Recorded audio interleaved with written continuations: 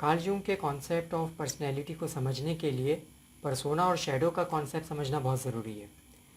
Persona اور shadow کو سمجھنے کے لیے آپ ایک مثال سے اس کو سمجھیں۔ فرض کیجئے کہ آپ کسی محفل میں بیٹھے ہوئے ہیں اور آپ کو بہت بھوک لگ رہی ہے۔ اب ہوتا یہ ہے کہ آپ کے سامنے اسی محفل میں کوئی شخص کوئی بھی لذیذ شے جو ہے وہ کھانے لگ جاتا ہے۔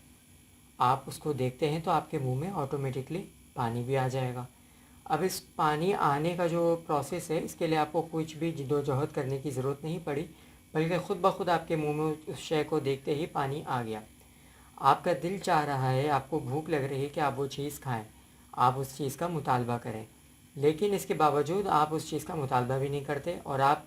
اس چیز کو ظاہر بھی نہیں کرتے کہ آپ کو اس چیز کی طلب ہو رہی ہے، کیونکہ آپ کا ایک امیج ہے، آپ جہاں پر موجود ہے وہاں کے کچھ نارمز ہیں، وہاں کے کچھ تقاضے ہیں جس کو آپ پورا کرنا چاہ رہے ہیں۔ تو یہ آپ نے دیکھا ہمارے اندر ایک کانفلکٹ پیدا ہو گیا، یعنی ایک طرف آپ کے انسٹنکٹس ہے، آپ کی خواہش ہے جو آپ کو کسی چیز کا مطالبہ کر رہی ہے، آپ سے کوئی چیز مانگ رہی ہے، اور دوسری جانب وہ تقاضے ہیں معاشرے کے، سماج کے، جس کی بنیاد پر آپ اس خواہش کا اظہار نہیں کر پا رہے۔ تو ایک اندر کی وہ قوت جو آپ کو خواہش کا اظہار کرتی ہے، یا آپ اس کو نیگیٹو فورس کہہ سکتے ہیں، اور وہ قوت جو کہ آپ کو معاشرے سے ایڈجسٹیبل بنا رہی ہوتی ہے، اس کو کہتے ہیں شیڈو، اور اس کو کہتے ہیں پرسونا۔ سب سے پہلے اگر آپ پرسونا کی بات کریں تو پرسونا کیا ہے؟ پرسونا بیسیکلی نقاب کو کہتے ہیں۔ اصل میں پرسونا ہماری وہ آئیڈیل امیج ہوتی ہے جو ہم معاشرے کے سامنے پیش کر رہے ہوتے ہیں۔ ہم دنیا میں مختلف اپنے کریکٹرز نبھا رہے ہوتے ہیں۔ ایک ماں کے ہم ایک بیٹے ہوتے ہیں، شوہر بیوی کے شوہر ہوتے ہیں، اور ایک استاد کے جو ہے شاگرد ہوتے ہیں۔ تو مختلف ہمارے رولز ہیں معاشرے کے اندر، مختلف کریکٹرز ہم نبھا رہے ہیں۔ تو یہ جو کریکٹر نبھانے کے لیے جو آئیڈیل امیج ہم لوگوں کے سامنے اپنی پیش کرنا چاہتے ہیں، جو بھی آئیڈیل پرسونا ہم لوگوں کے سامنے پیش کرنا چاہتے ہیں، اس چیز کو کہا جاتا ہے پرسونا،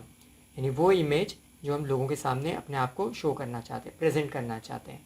لیکن اس کے برعکس وہ تصویر یا وہ حقیقت جو ہمارے اندر موجود ہے، جس سے بعض اوقات ہم خود واقف نہیں ہوتے اور بعض اوقات واقف ہوتے بھی ہیں، اس میں وہ خواہشات ہوتی ہیں جس کا اظہار ہم نہیں کرتے اور ہم کرنا بھی نہیں چاہتے، کیونکہ معاشرہ اس کو ایکسیپٹ نہیں کرتا۔ تو ان خواہشات کے مجموع کو، یا ہماری شخصیت کے وہ حصہ جو کہ بہت ہی ڈارک سائڈ ہے، اس کو کہا جاتا ہے شیڈو۔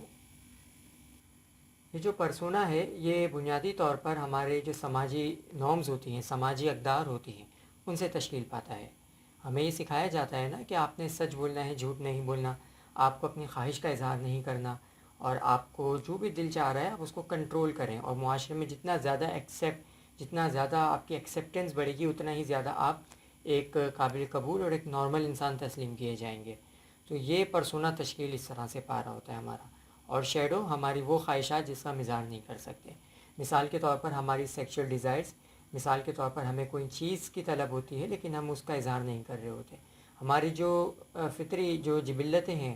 اس سے زیادہ تر یہ تعلق رکھتی ہیں۔ تو کارل جونگ کے مطابق اگر انسان کا پرسونا اور شیڈو بیلنس ہو جائے، یعنی جو کچھ انسان کے اندر چل رہا ہے اور جو کچھ انسان کے باہر چل رہا ہے، جو کچھ انسان کے اندر ایک پرسنالٹی موجود ہے جس سے وہ خود صرف واقف ہے،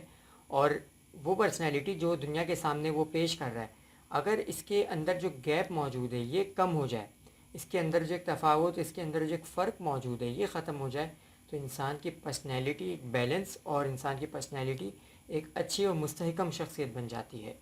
اگر آپ اپنے شیڈو کے بارے میں جاننا چاہتے ہیں، یا کسی کے بھی شیڈو کے بارے میں جاننا چاہتے ہیں، تو آپ یہ دیکھ لیں کہ اس شخص کو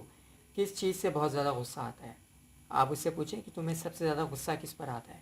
تو وہ آپ کو بتائیں گے کہ مجھے جھوٹ سے غصہ آتا ہے۔ وہ آپ کو بتائیں گے مجھے کوئی شخص جب میری انسلٹ کرتا ہے تو بہت زیادہ غصہ آتا ہے۔ وہ آپ کو ہو سکتا ہے کہ بتائیں کہ مجھے غیبت کرنے سے غصہ آتا ہے۔ لیکن ہوتا یہ ہے کہ وہی ٹینڈنسی، وہی رجحان ان کے اندر موجود ہوتا ہے۔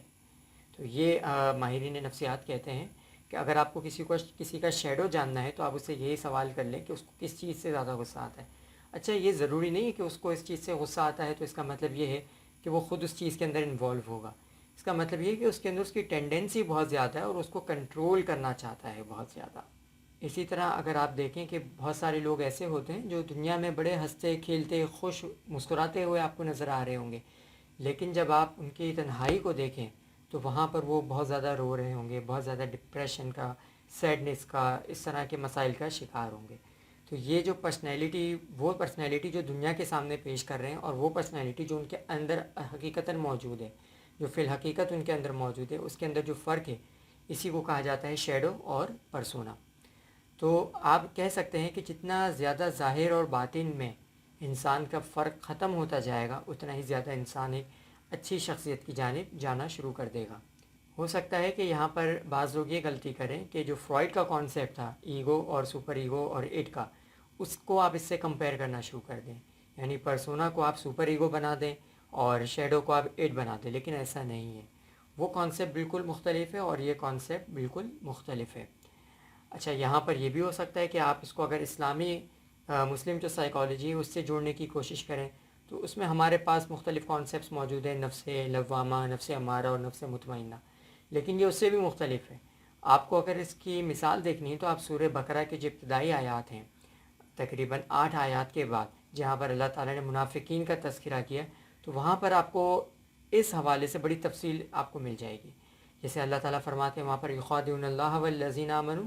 وما یخدعون الا انفسهم وما یشعرون، کہ وہ دنیا کو وہ سمجھتے ہیں کہ وہ اللہ کو دھوکہ دے رہے ہیں، اہل ایمان کو دھوکہ دے رہے ہیں، حالانکہ وہ خود کو فی الحقیقت وہ اپنے آپ کو دھوکہ دے رہے ہوتے ہیں اور اس چیز کا شعور بھی نہیں رکھتے، کیونکہ اب یہی ہوتا ہے کہ ہمارا جو شیڈو ہوتا ہے ہم خود اس سے واقف نہیں ہوتے، ہم اس کو نہیں پہچانتے، ایون ہم اس کو انفیکٹ تسلیم بھی نہیں کرنا چاہتے۔